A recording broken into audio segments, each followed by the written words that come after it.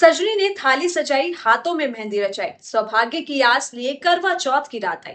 चांद से भी प्यारा रिश्ता आज फिर निभाया जाएगा, प्रेम की डोर में बंधा हर व्रत आस्था से सजाया जाएगा। जी हाँ, करवा चौथ नाम लेते ही मन में एक ही तस्वीर उभर कर आती है, जिसमें सजी धजी सुहागने, माथे पर सिंदूर, हाथों में पूजा की थाली और आसमान की ओर उठी हुई वो नजरें जो चांद को ढूंढती हैं। आज का दिन सिर्फ एक व्रत नहीं, बल्कि विश्वास, प्रेम और समर्पण का प्रतीक होता है। पति की लंबी उम्र और सुखद जीवन की कामना के लिए महिलाएं आज निर्जला व्रत रखती हैं। सुबह से लेकर रात तक बिना पानी पिए, बिना कुछ खाए वो अपने पति का इंतजार करती हैं, और उस पल का इंतजार करती हैं जब आसमान में चांद निकलेगा और छलनी से झांककर वो अपने साजन का चेहरा देखेंगे और अपना व्रत पूरा करेंगी। आज 2025 का करवा चौथ है और पूरे देश में इस व्रत का उल्लास देखने को मिल रहा है। हर घर में तैयारियां जोरों पर है। कहीं सास बहू मिलकर पूजा की साज सज्जा कर रही हैं, तो कहीं नई नवीली दुल्हनें पहली बार इस व्रत को लेकर उत्साहित हैं। उनमें एक अलग सा एक्साइटमेंट दिखने को मिल रहा है। वहीं करवा चौथ विवाहित महिलाओं द्वारा रखा जाने वाला एक महत्वपूर्ण व्रत माना जाता है। हिंदू पंचांग के अनुसार करवा चौथ का व्रत कार्तिक मास के कृष्ण पक्ष की चतुर्थी तिथि को रखा जाता है। करवा चौथ को कर्क चतुर्थी के नाम से भी जाना जाता है। वहीं आपको बता दें, करवा चौथ का ये व्रत महिलाएं अपने पतियों की लंबी उम्र और उनकी कामना के लिए रखती हैं। वहीं इस बार करवा चौथ का व्रत 10 अक्टूबर शुक्रवार को रखा जा रहा है। वहीं आपको बता दें, करवा चौथ के दिन विधिवत पूजा के बाद महिलाएं रात को चंद्रमा के दर्शन करने के बाद ही भोजन ग्रहण करती हैं, कुछ खाती हैं।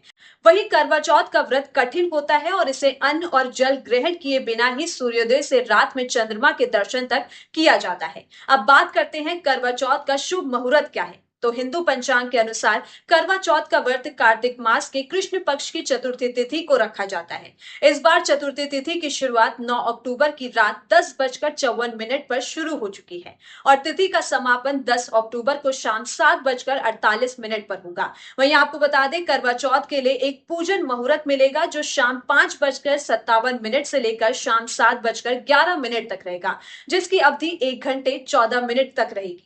इसके अलावा करवा चौथ के दिन उपवास रखने का मुहूर्त सुबह 6:19 से लेकर रात 8:13 तक रहेगा। इस मुहूर्त में व्रती महिलाएं माता करवा की पूजा, माता पार्वती की पूजा, भगवान गणेश की पूजा, कथा सुनना जैसे सभी कार्य किए जा सकते हैं। वहीं आपको बता दें, करवा चौथ में चंद्रोदय का समय क्या है। तो आपको बता दें, करवा चौथ के दिन चंद्रोदय का समय शाम 8:14 बताया जा रहा है। वहीं दिल्ली एनसीआर में भी चंद्रोदय का समय बताया जा रहा है 8:13। जी हाँ, 8:13 पर चांद निकल जाएगा। अब बात करते हैं करवा चौथ पूजन की विधि कैसे होती है।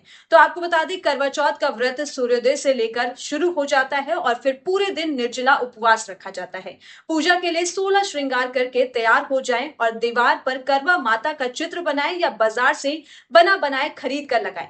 फिर चावल के आटे में हल्दी मिलाकर जमीन पर चित्र बनाएं। जमीन में बने इस चित्र के ऊपर करवा रखें और इसके ऊपर घी का जलता हुआ दीपक जलाकर रखें।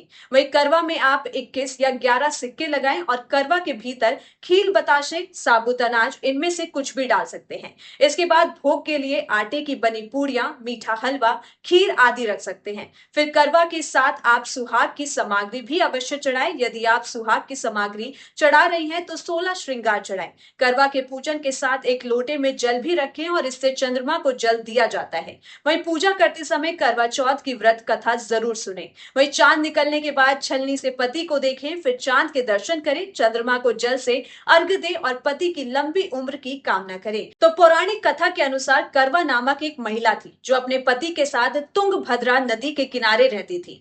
एक दिन उसके पति नदी में स्नान कर रहे थे, तभी एक मगरमच्छ ने उनके पैर को पकड़ लिया और उन्हें नदी में खींचने लगा। करवा ने अपने पति की पुकार सुनकर तुरंत एक कच्चा धागा लेकर मगरमच्छ को एक पेड़ से बांध दिया। करवा के सतीत्व के कारण मगरमच्छ कच्चे धागे से बंध गया और हिल तक नहीं पा रहा था। वहीं करवा ने यमराज को पुकारा और अपने पति को जीवन दान देने और मगरमच्छ को मृत्यु दंड देने के लिए प्रार्थना की। वहीं आपको बता दें, यमराज ने करवा की बात मानी और मगरमच्छ को यमलोक भेज दिया और साथ ही यमराज ने करवा के पति को जीवन दान दे दिया।